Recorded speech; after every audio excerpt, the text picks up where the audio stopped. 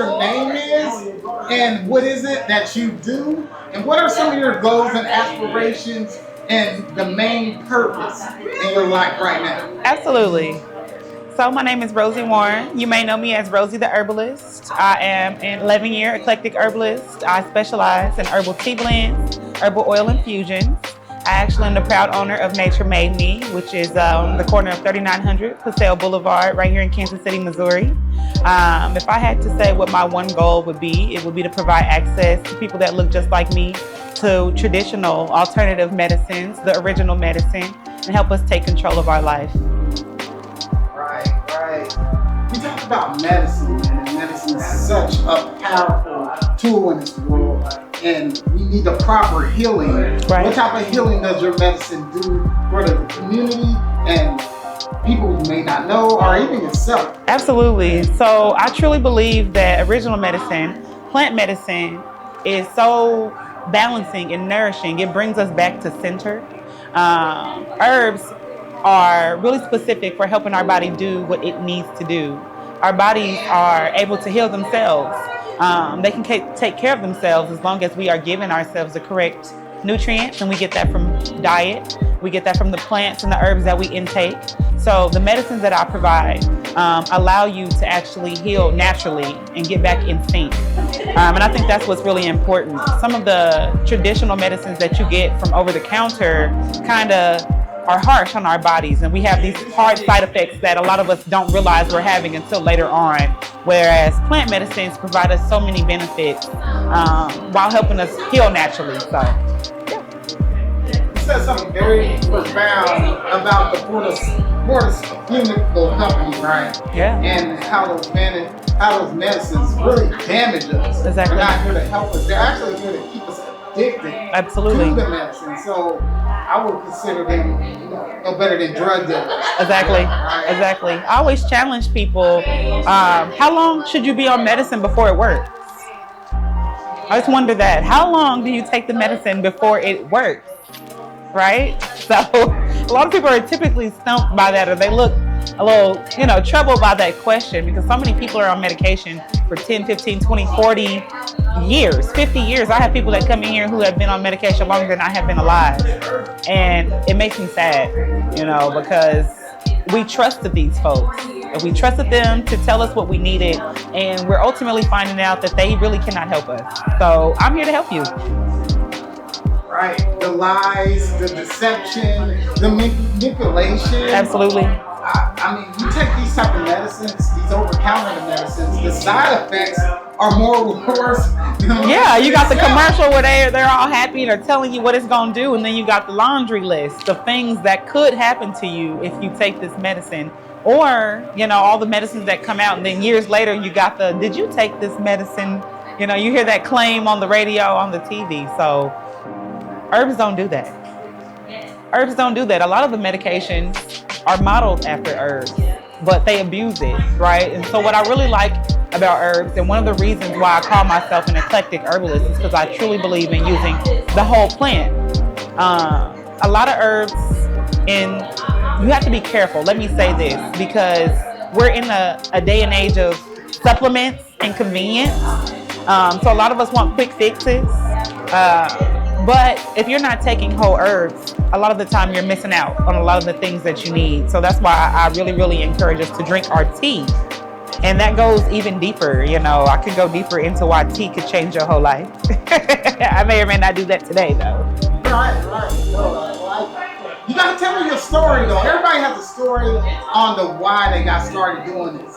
What's your why you started creating herbs? Absolutely. So I got started in herbalism. I actually started growing food first. This was back in 2014, 2013. I started growing food because I learned about GMOs. GMOs were really scary to me. I didn't know what it meant. I asked my mom. She said, if it don't sound right, it ain't right. And I truly believed it didn't sound right. So some of the first things that I grew were like tomatoes and lettuces, and I grew herbs like basil and rosemary, right? I actually got started in herbalism when in 2014 I had a gum abscess. And if you're unfamiliar, that is a big pimple on your gums, and it was painful. And I did not have $500 for the emergency dentist to take care of it. And I ended up doing a little bit of research, and I learned about oil pulling. And so oil pulling has gotten really, really popular in the last 3 to 4 years. But I did this about 10 years ago, where I got coconut oil, clove oil, and I was able to get rid of my gum abscess in 3 days. And that just changed my life. You couldn't tell me I wasn't a hood doctor. You know, I'm like, okay.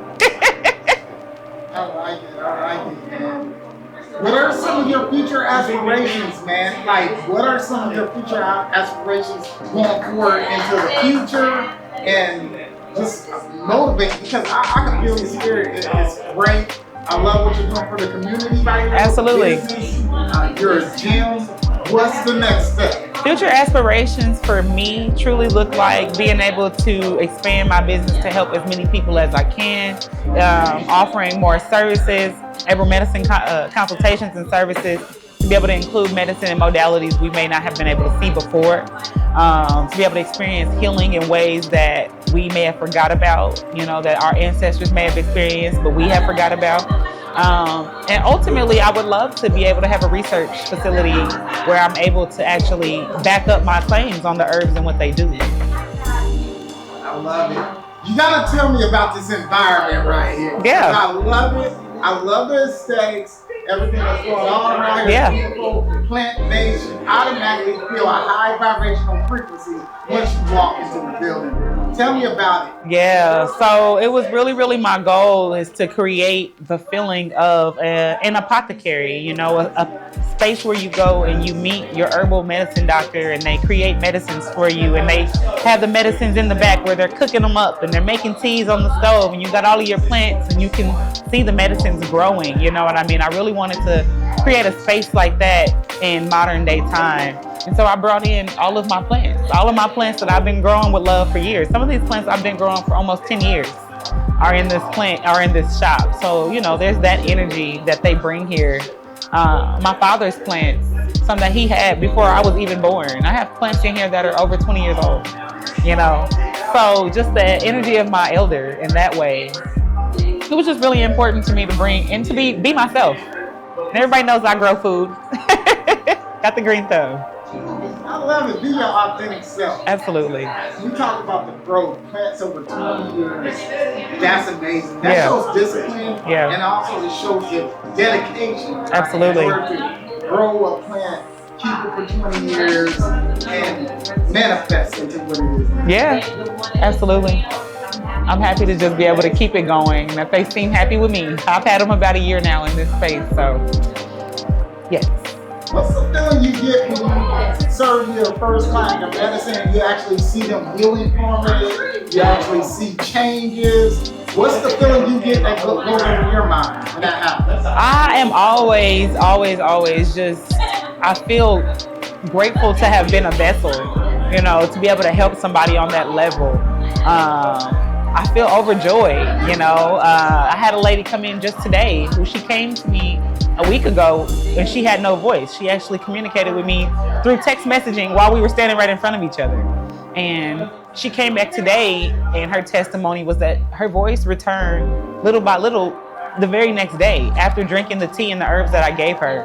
And you know, and she was so happy. She ran in, she told everybody. She's overjoyed about it and she wanted to make sure everybody knew. So to be able to put that type of give someone that type of healing, give them that feeling of hope, you know, that something can be done. It's unexplainable. I love it, man. I can tell that you love what you do. Absolutely. Right? You love what you do. You're actually building that legacy, though. Yeah. And legacy is energy, and legacy will travel beyond space and time. Yeah. Wow. Absolutely. Impressive. Are there any closing statements you would like to add? How you doing? Closing statements. I've been studying herbalism for over 10 years. I truly believe that it is the heart and soul of our community and what is going to be able to bring us back to center. And I truly hope that you all are able to come out and support my business over on 39th and Paseo, not only just to support a Black business, but to support yourself and to bring yourself back into center also.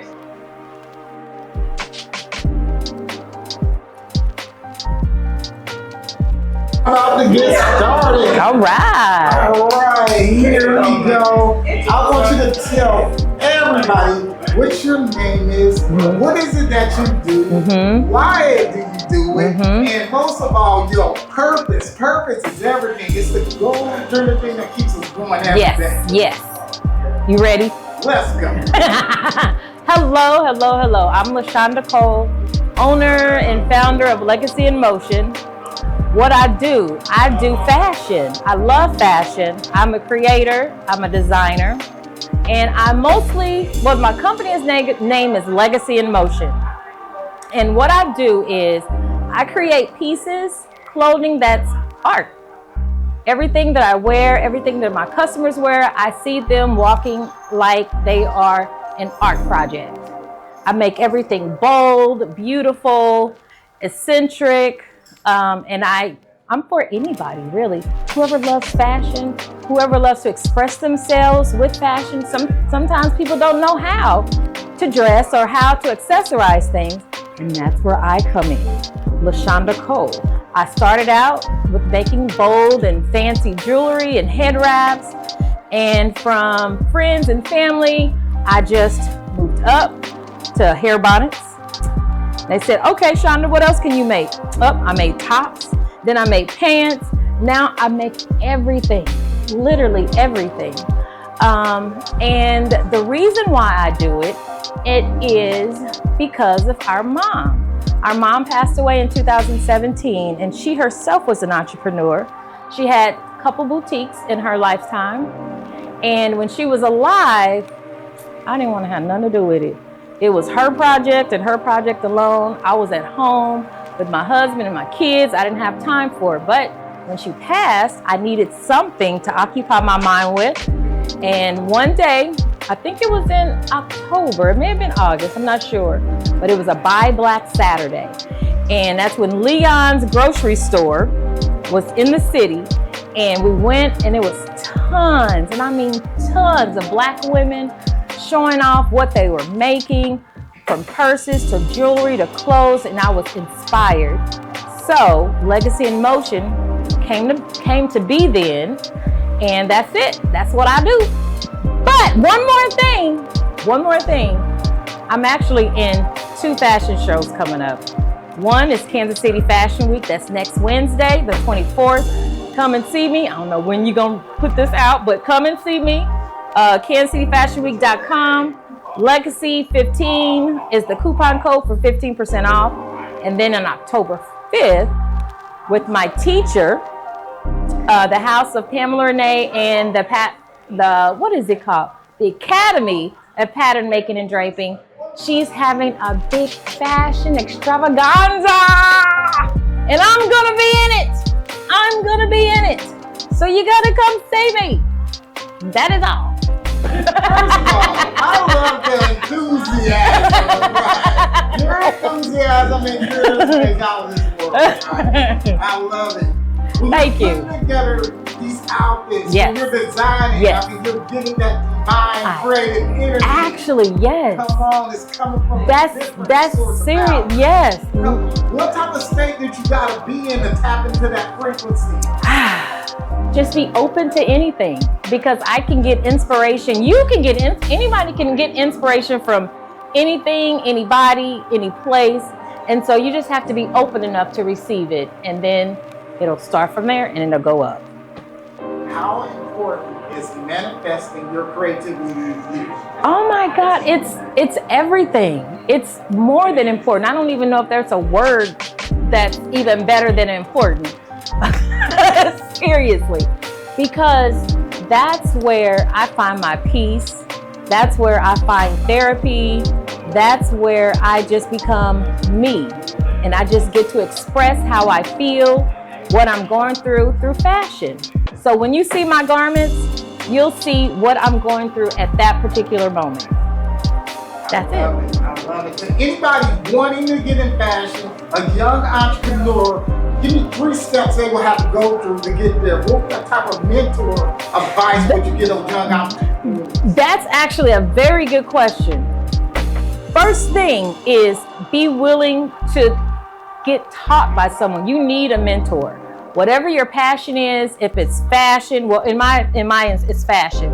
As soon as I met my mentor, I went off, literally, because you get the encouragement, you get the know-how, you get the knowledge, and once you get those things, you can't help but to propel and go up.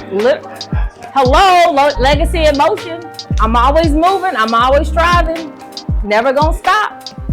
I like the brand, Legacy in Motion. Yes. Come on. Yes. All right. Are there any closing statements we'd like to add to this closing? Yes.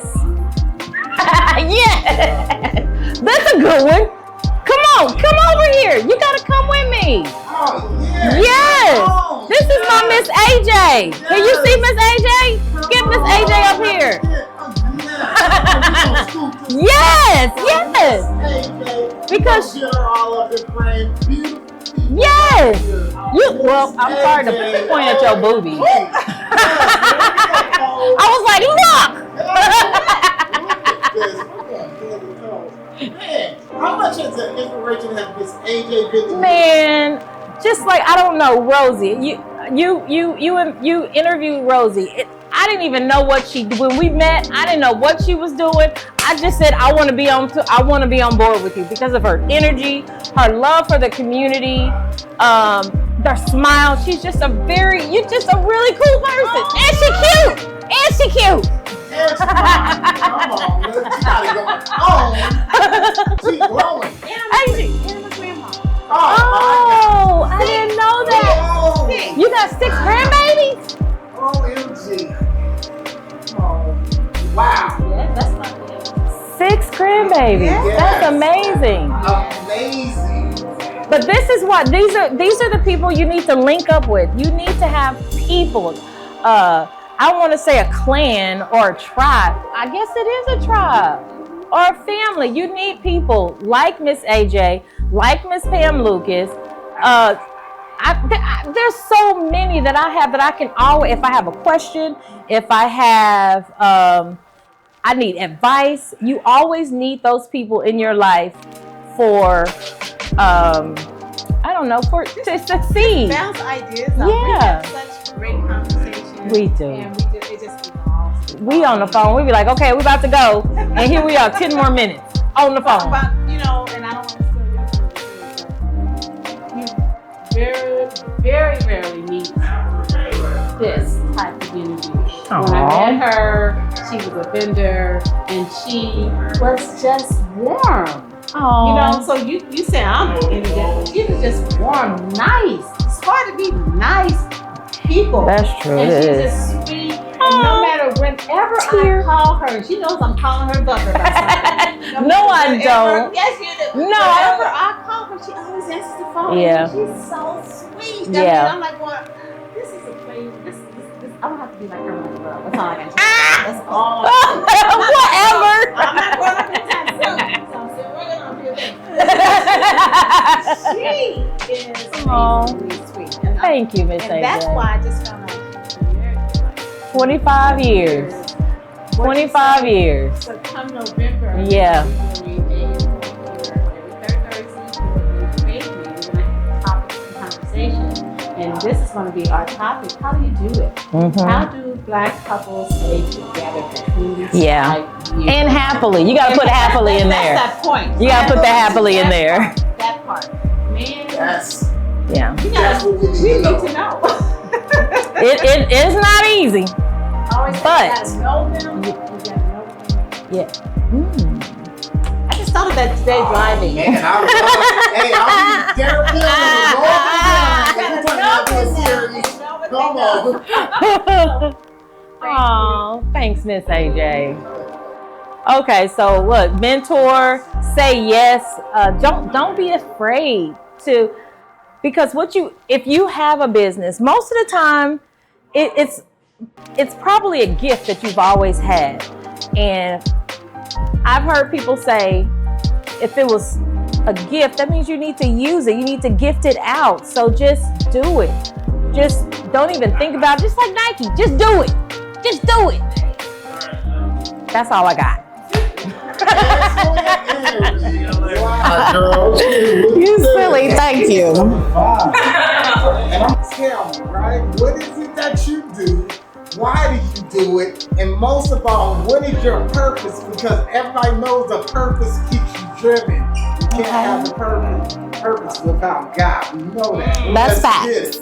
So I do a little bit of everything. The better question would be like, what don't I do? Yeah, I could do it all. No, but I do work, but I don't count that. That's just funding my bills till I get out of school. I go to a metaphysical school.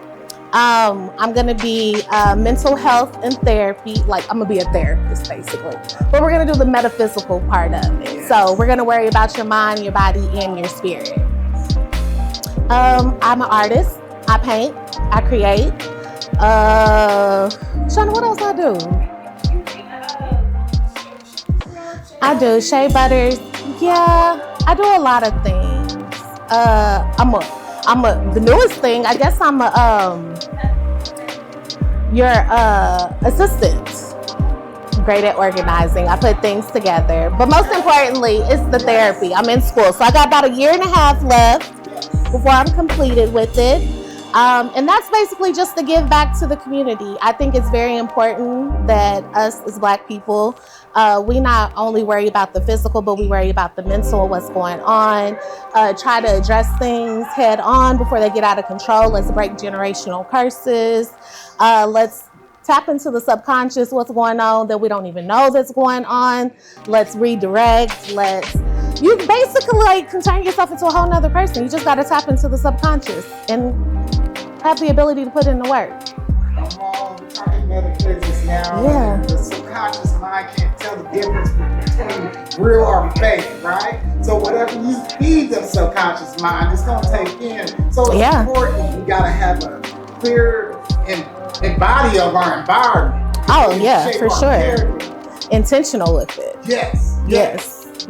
Going into therapy, how would you help people in a predicament? Because the mental health of society right now, especially with social media and all these science, they're taking over people's mind. What would you do to help them out or help that person out that's going through mental illness? What type of steps would you take them through? I guess it just depends. Like, I'm a millennial myself, so I know there's other millennials around. We're like tapped out right now. That's what's going on with us. We've experienced a lot. I think a lot of people are just,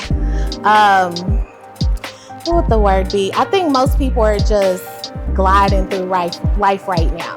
Nobody's really conscious about what's going on. You're just going through the motions. The best thing that I do, the advice I give myself is sometimes just unplug. When you don't know what to do, don't do anything. Relax. Make sure that you're taking care of yourself physically, drinking water. That's important. Those things all matter. Talk to someone. Check in with yourself. Ask yourself deep questions. I like to do things where I challenge myself. So there's always a list of things that I want to work on with myself and make myself better. So I write those things out and I literally challenge myself and I give myself days, 90 days here, 30 days here to try. It's like I'm racing against myself, but really I'm just making myself better, but it's me against me. So, but I would definitely say talk to anyone. You don't have to go sit down and talk to someone. If you have someone you trust, family, sister, brother, cousin, friend, a boss, just check in with yourself sometimes. That's true. That's very profound, and it's very true. We have a lot of self wars that go on within ourselves, right? So your self is the biggest enemy you can ever face doing the shadow work. Oh man, and nobody wants to. And that's crazy. Nobody wants to do that. Right. Now that's hard work. It's hard work. It is, but I think you have to have a certain level of meeting yourself where you're at. And you have to sometimes see the shadow stuff, but you have to also understand like the shadow protects you as well. So it's not always a bad thing. Like sometimes that shadow, you had to get through the situation and that shadow had to protect you for whatever that situation was. So it could be beneficial too. You just have to understand yourself through and through. If don't nobody else understand, you better understand yourself.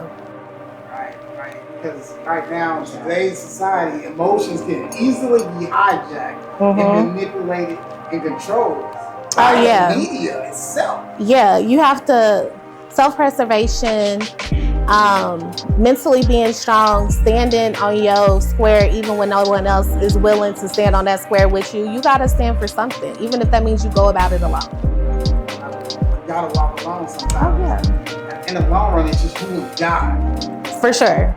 At this point, because nobody got to see that vision clearly. Yeah, no, like I've had a lot of talks with myself, me and God, and you're right, nobody understands. Sometimes the dreams are too big. Ain't nobody gonna understand that but me and God. Sometimes they don't make sense. Just us is gonna understand that. So for sure, I can see that, yeah. Yes. You gotta tell me, what got you into this? Like, what really got you into therapy, the metaphysics? It's something that needs to be studied. So, okay, so I'm gonna make this as quick as possible. As far as the therapy, I think it's kind of like what my sister said in her interview. It's kind of something that you've always been good at. You may not have always paid attention to it, but it's something you've always been great at. And I was just telling a story when I was younger. I used to be a peer helper, which that was in elementary school. When kids had issues in school, instead of going directly to the counselor, they had it set up where you would come and speak to like one of your peers. So I did that, and I was probably like 10 or 11 years old. So it's always been within me. I just took different routes along the way.